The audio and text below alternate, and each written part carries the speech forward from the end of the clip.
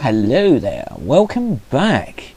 Part 2 of this extremely stupid 3-part episode of Transformers, and bearing in mind this was the last, and be honest with you, thank God it was, because this was the way they were going. I don't want anything to do with it. No wonder it died. Anyway, now usually you get a narrator with the, deep American voice going, last time on Headmasters, the rebirth. Optimus, and that where I'm going with that. So yeah, that kind of thing. No, we're not going to do that because look, be honest with you. Watch the first part, and then we're going to the second now straight away. Yeah, done, finished, happy, good. Look, let's go.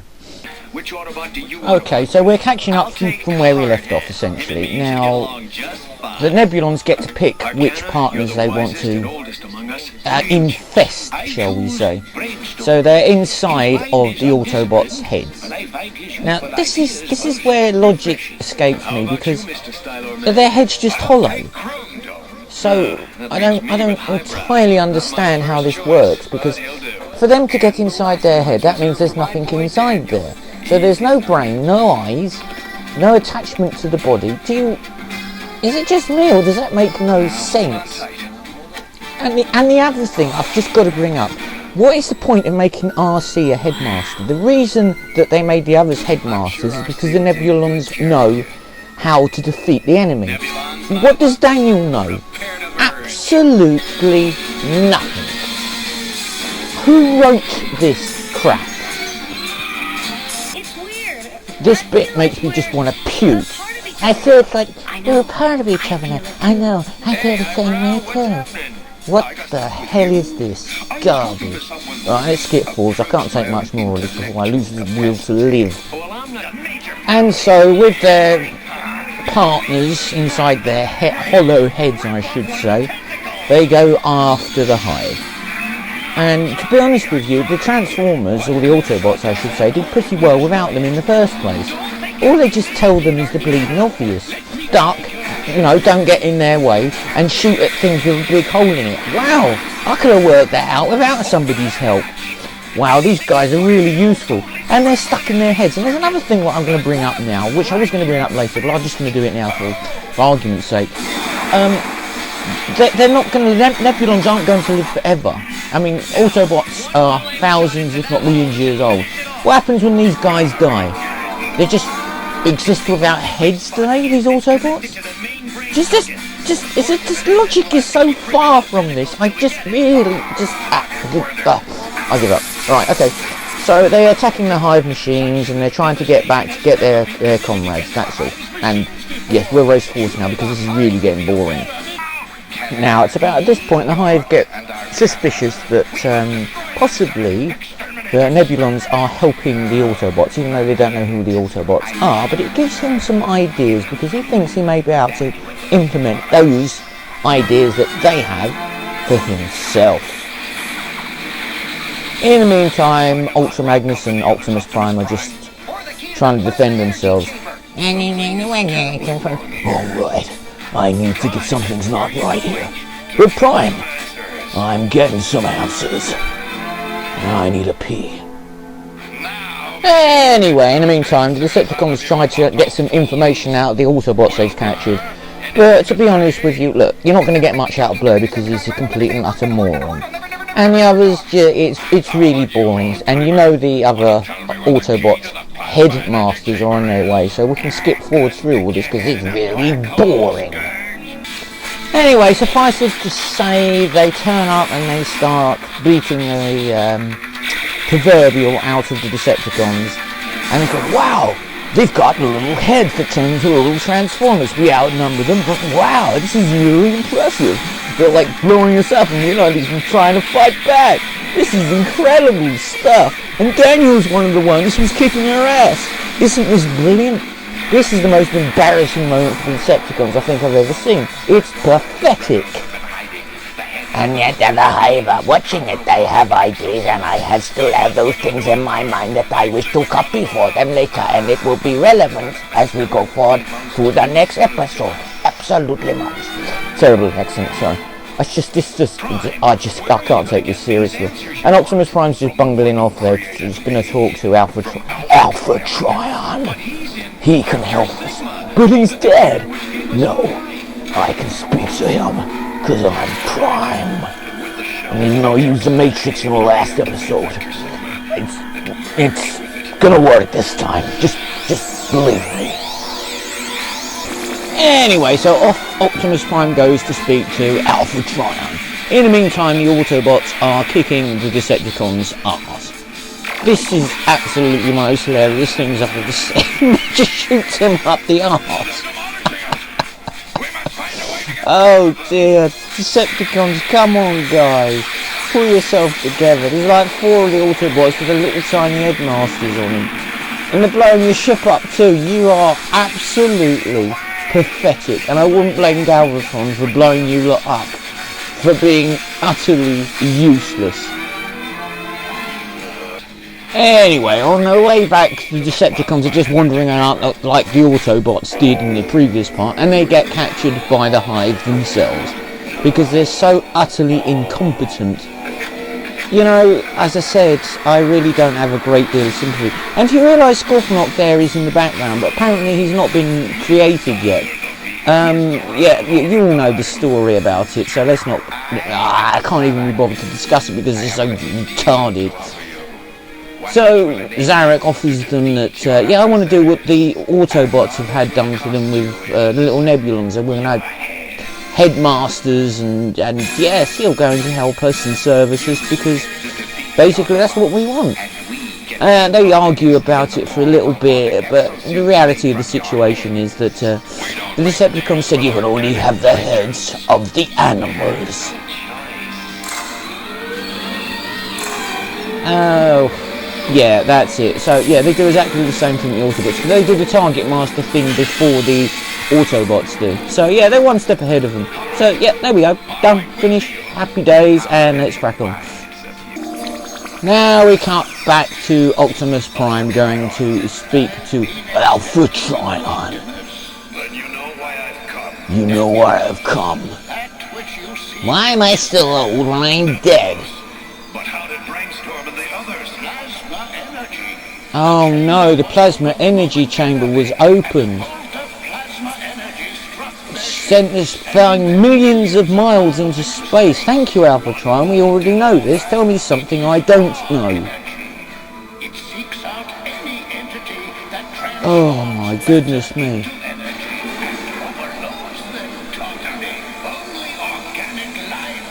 Oh, that's convenient, isn't it? Alpha Trion, you know, do you ever speak in anything other than riddles or telling us the bleeding obvious? So, yes, we know what we've got to do. We've done it already. Thanks a lot, Alpha Trion, and I hope that I never have to be bothered by you again. You boring old git. Anyway, Optimus Prime comes out of his trance, speaking to Vector Sigma, Alpha Trion, whatever you want. And Ultra Magnus asks him, and he says, yes, every question I asked left me with more questions. Well, that's bloody useful, isn't it? In the meantime, the useless lot here, Zarek, I am Lord Zarek, and we are creating the ultimate machine. Which has already been created, because you already just flipping seen it, so well done, matey. I'm gonna leave you in command, like I did when I died. And you did a good job then, and you're doing a good job now. Thank you, Ultra Magnus.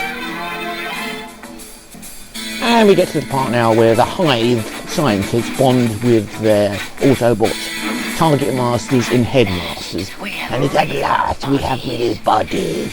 But you see, the thing is, which I don't get, and you can point this out to me if I'm being a dumbass, but they walked into the bodies, and they said that they couldn't walk because their bodies are aged and useless because they developed their mental powers.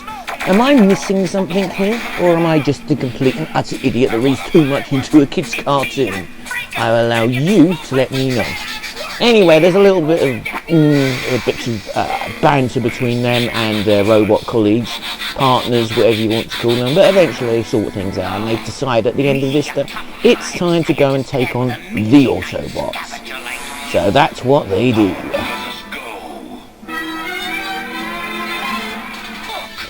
Anyway, at the meantime, which I keep saying, but never mind, Cerebros falls off a cliff and knocks himself out. And apparently he's found the lost city of the Hive. Well, according to, is it Gorta Arcana, it says, "You wonder where we found him." Yes, he's found him. We've only been living on this planet for our entire lives and we couldn't find him, but he stumbles across it by accident. Isn't he clever? And then the Decepticons appear. Now we get on to another meaningless, boring battle where Decepticons just show off the fact they've got Target Masters and Headmasters now. Wow, I'd be so intimidated at this point. And the Autobots are a little bit ticked off. Well, actually, is it not Highbrow, is it? What's his name? Brainstorm is irritated that they nicked his idea. But he goes later on, you'll find in a few moments after they finish shooting at each other for no reason, and nothing really is accomplished, is it? Because nobody ever seems to get hurt when they shoot at each other. They just keep shooting and shooting and shooting, and nothing really happens much, and it's really boring. But anyway, they find out that they've got Target Masters, and the Autobots think, well, that would be a good idea, we can utilise that ourselves. So we moaned about them nicking our idea, we're going to nick yours too. So tough. Anyway, they find out that Brainstorm has got the Walnut Whip, and they take it back. It really does look like a Walnut Whip. Anyway, before the Decepticons can get away, they get hold of one of the Target Masters, and they get scanned for the schematics and the design. And Brainstorm thinks that, well, I can copy this. I moaned about the Decepticons doing it earlier, but I'm going to do the same thing myself. You know what? Tit for tat, that's what you lot. But there you go, the Decepticons have the Walnut Whip and they're off. Anyway, just as the Decepticons are about to annihilate the Autobots, Scourge's gun turns on him and says, "No, we have to wait for Zarak. Zarak commands it."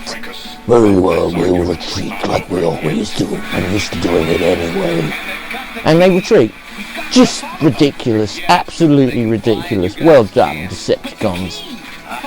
Just listen to this. They can fly and you guys can't. They can fly and you guys can't. You're a helicopter and you're a plane. Am I missing something here? Or, yet again, am I reading too much into a 80s cartoon for kids? I think I'm just analysing this too much, aren't I? Anyway, they get the schematics for the Target Masters, and the other Autobots obviously don't want to lose their heads over it, so yeah, you can have our guns, we don't care. And that'll make us able to take on the Decepticons and get back the Walnut Whip. Let's do it. Twat.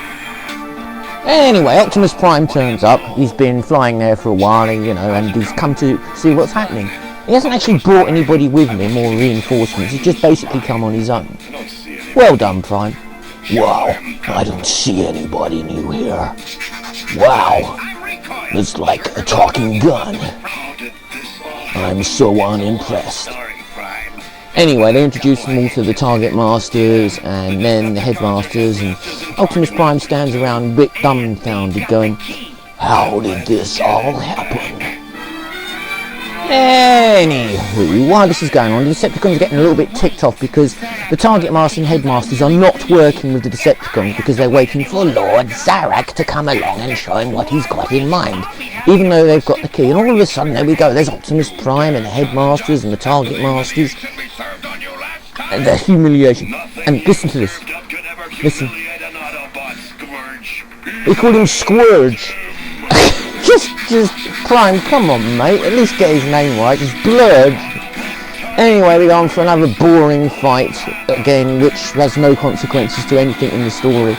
Oh my goodness me, I really need to get a life.